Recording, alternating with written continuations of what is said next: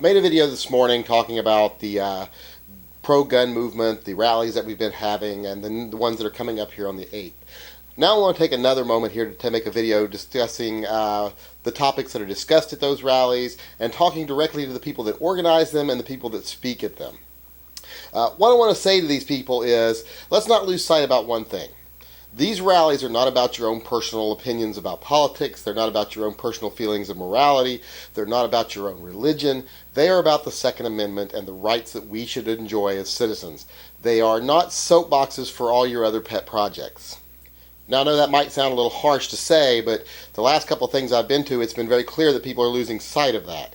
When you stand in a crowd and you hear speakers going on and on about Jesus Christ is the one true Lord, that the government's coming to get us, that we need to bury our radios, that we're going to have to rise up in revolt, talking about abortion for 15 minutes. When you see things like that at Second Amendment rallies, it's no longer a Second Amendment rally. It's this right-wing political soup that a lot of people don't want to be associated with. Now, our goal is a unified front. We want to present strength in numbers. And we start whittling down the herd of people that will actually stand there and agree with what we say. We're really destroying that ability. We're taking that away from ourselves. We're making ourselves look weak. Now, a lot of people I know like to say, oh, well, we had 2,000 people show up at the Capitol after we planned it for weeks. Well, we had a pro-marijuana rally here once in Portland that I believe was planned over the course of a weekend, and it had like 26,000 people show up. It's one of the largest demonstrations in Portland. And, when they can get 12, 15 times the number of people in a few days that we got for Second Amendment over a substance that is a recreational substance like marijuana, and we can't draw those same numbers over something that should be integral to the lives of every person, a fundamental constitutional right, well, that should tell you something, that we're not really sending the right message to a lot of people. And when I talk to a lot of people I know that are pro-gun that don't go to the rallies, I'm like, why? And it's like, well, we want to be associated with the pro-gun movement, but we don't want to be associated with the other things.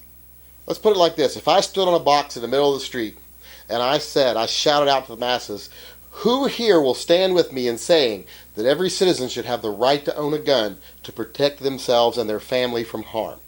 Most people are going to agree. Most people are going to raise their hand and say, I will stand with you. And then if I add to that, okay, who here believes we should have a gun to be able to protect ourselves and that we should remove the right to abortion from women? Well, then half the crowd's going to walk away. They're going to be like, yeah, okay, I can agree with you on the first part, but not the second part. And they're not going to want to be associated. They're not going to keep their hand up. And then let's say, okay, now I say, who here believes we should have a gun, wants to get rid of the choice of abortion, and believes that Jesus Christ is your one and only personal Savior?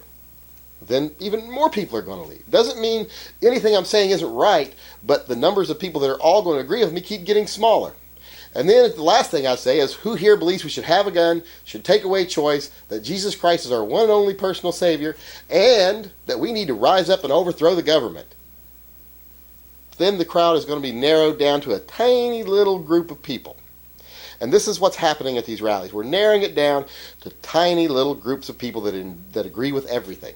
And unfortunately, the people that want to inject their own personal opinions on here act like they're somehow being discriminated against if they're not. I've talked to people about this, and even though in our local forum a lot of people chimed in and said, I would come if this wouldn't happen. People are like, oh, well, you're discriminating against me if you can't tell me I can't get up there and preach about Jesus, or I can't preach about abortion, or I can't this or that.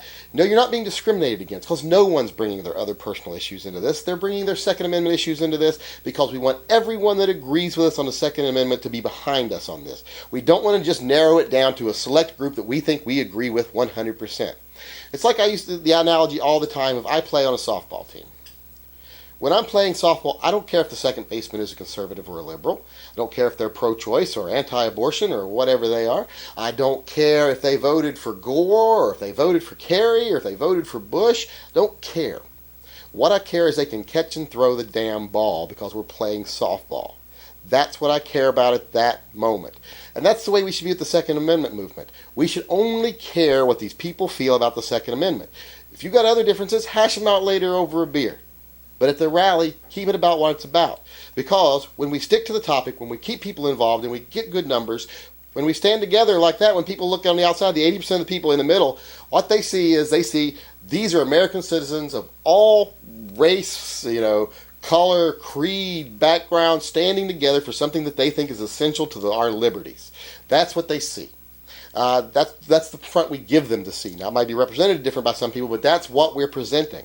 When we stand up there and we preach about religion, abortion, anti-government, when we call Obama the devil, when we do things like that, well, then they're not seeing citizens standing up for their Second Amendment rights. What they're seeing is a bunch of Obama-hating, religious zealot, gun owners who want to overthrow the government.